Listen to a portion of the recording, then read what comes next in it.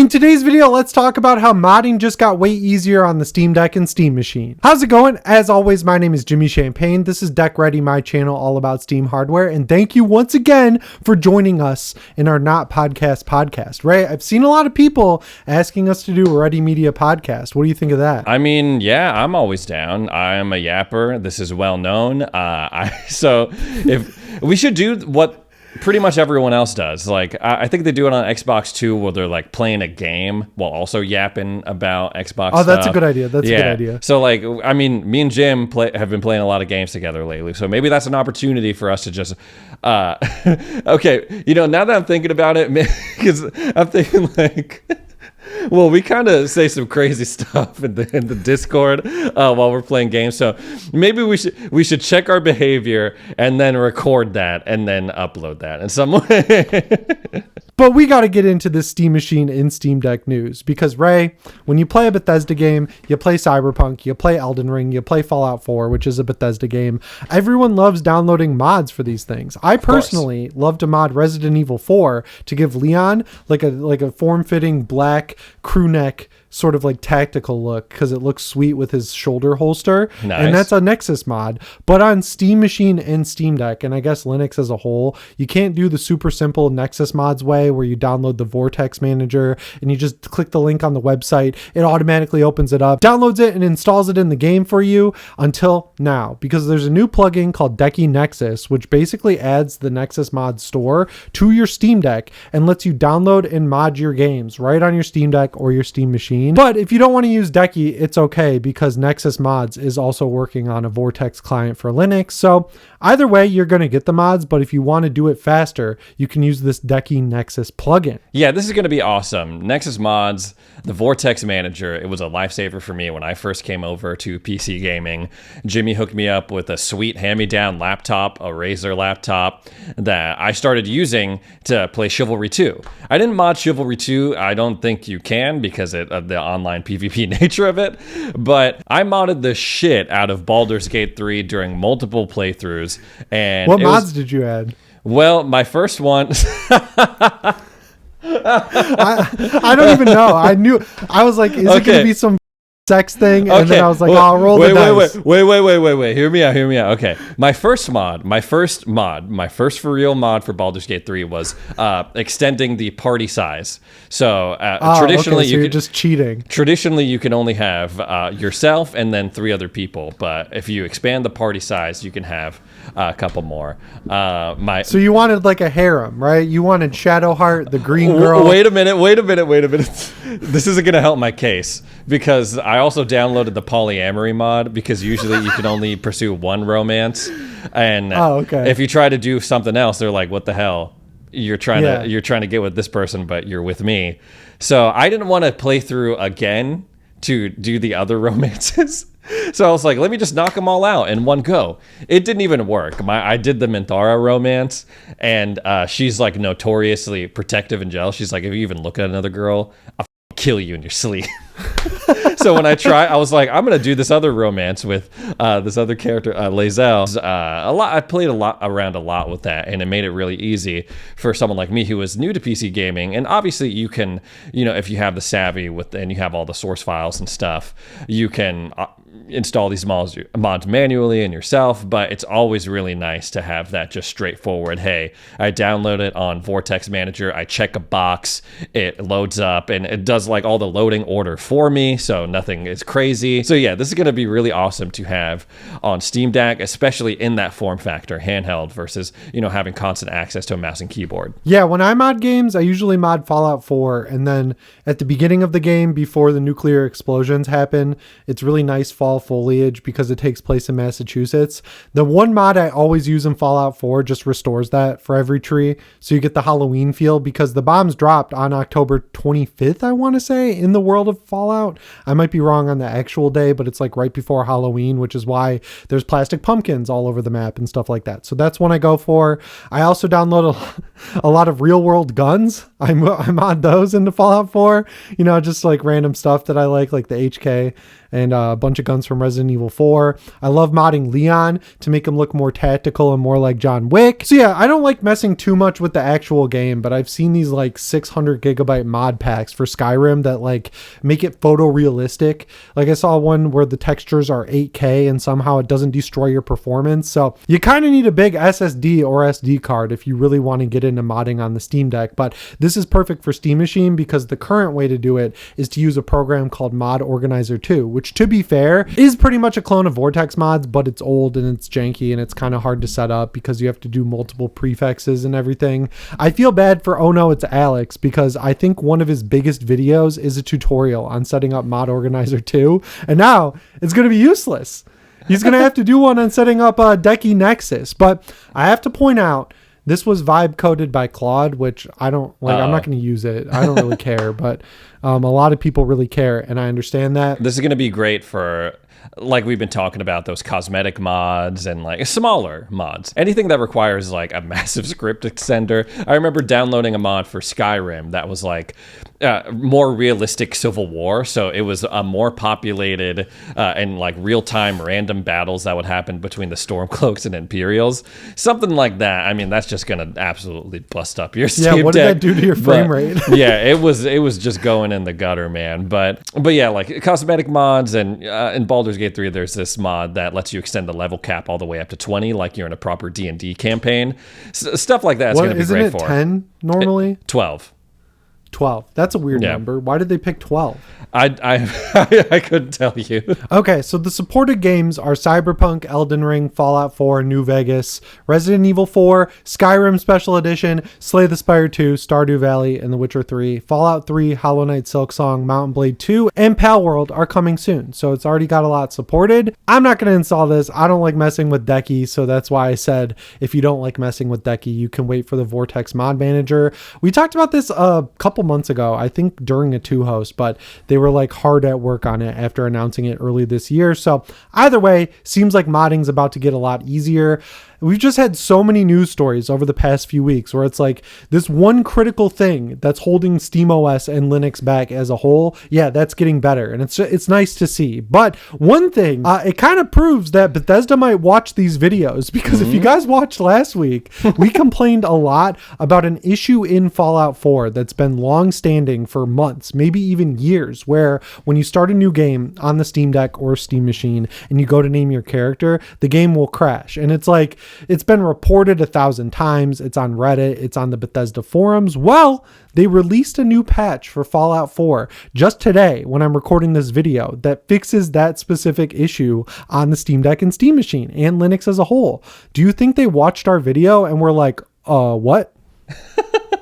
I mean, I'd like to believe so, but I mean, there's no way that this wasn't already on their radar. I mean, Bethesda and crashes, tale as old as time, and especially with, at this point, the install base for Steam Deck, pretty large. I imagine a lot of those people who have a Steam Deck, they're playing something like Fallout 4. So I can't imagine that they just wouldn't have known about this prior to this. Good timing on our parts, though. Yeah, they also expanded the amount of mods you can include on the PS4 version because I guess the PS4 version, shockingly, right, is in super rough shape and it didn't fix everything.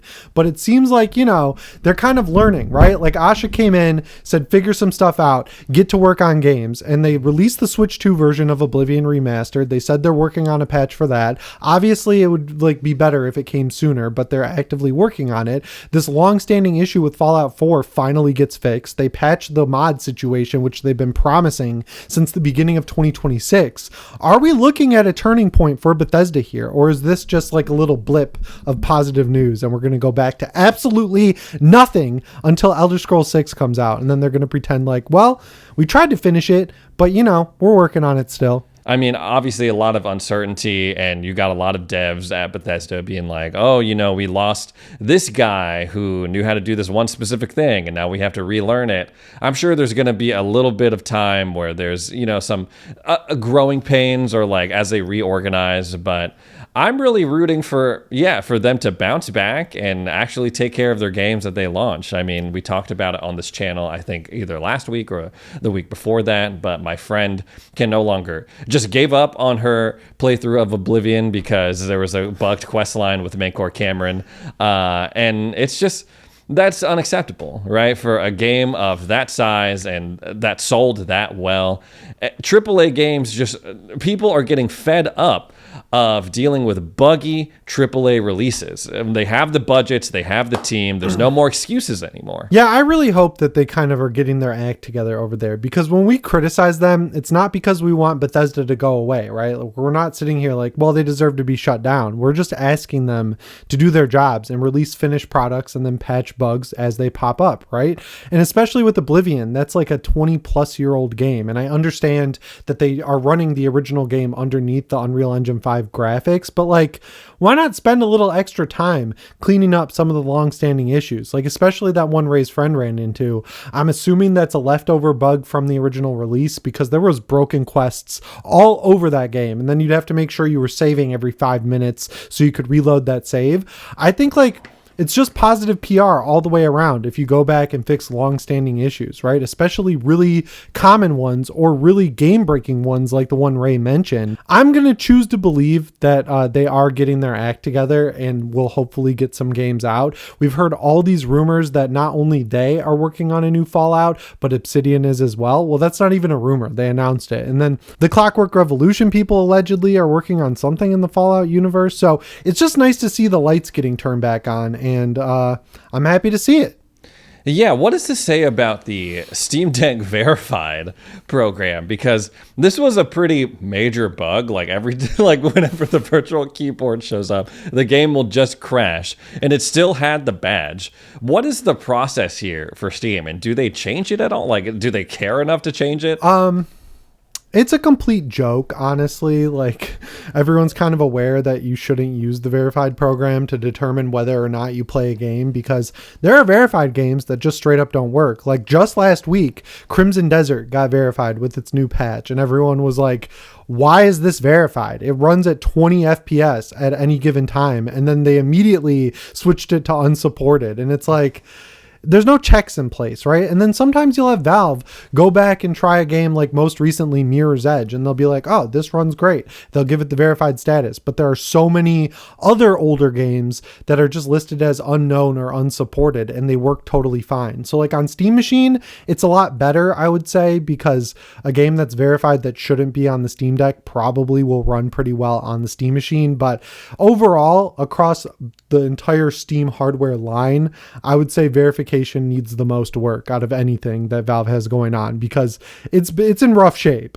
Yeah, it's just wild that that could happen. But before we go, Ray, have you seen all these Steam Frame leaks that have been going on this week? Ooh, we're talking about it. I mean, last time we avoided it wasn't Steam Frame leaks. It was a Steam Machine before the price leak. And we were like, I don't know if we should cover this. I don't know if we're going to get in trouble. Felt a little bit different because like the way this leaked was Valve uploaded a new build of SteamOS for ARM, which is like the branch of SteamOS that's running on ARM chips, which are like phone chips or whatever. Everyone wants to run the Steam Deck too. And they left in a bunch of intro videos. So like it shows you how to find the fit of the Steam Frame. It shows you the accessory kit that comes with the special nose guard. Like, I guess this nose guard they came up with is like revolutionary, because if you've ever used an Oculus Quest 3, there's like a little pad on your nose that blocks light from entering the headset and kind of like adds to the immersion. But people with small noses have consistently complained about this for years. They're like, there's light bleed because my nose is small. And they're like, well, we got you covered.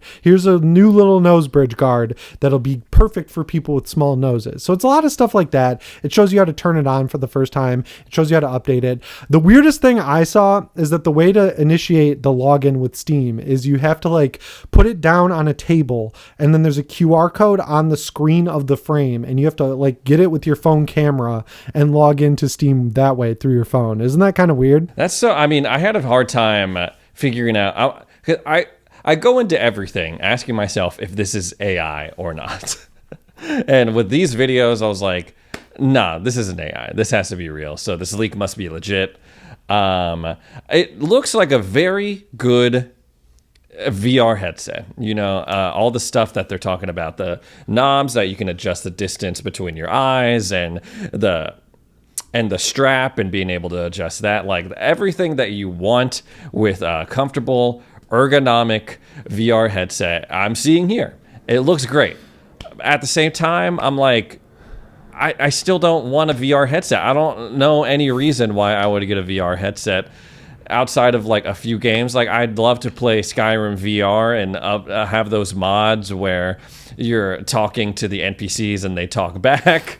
Like they use like an AI powered chatbot for the NPCs there, but I don't know. I'm just not seeing a lot of. I'm shocked that they're going forward with this, honestly, because it seems like the industry is by and far moving away from VR in terms of actually making games in VR. Yeah, I think the big difference between Valve and Meta is like Meta had great hardware, right? Like they bought Oculus from Palmer Luckey, they brought it in, and then they did all this stuff to convince their workers to use VR, whereas the whole inception of the Steam frame is like people within Valve enjoy playing VR and designed their dream VR headset. So it seems like it's checking all the boxes, but I agree. I need to be sold on games because I bought a Quest 3 and I played Arkham Shadow. I called it Arkham Vengeance last time, but I was thinking of Batman Vengeance from back in the day. I played Metro Awakening, then I played Aliens Rogue Incursion, and I was done.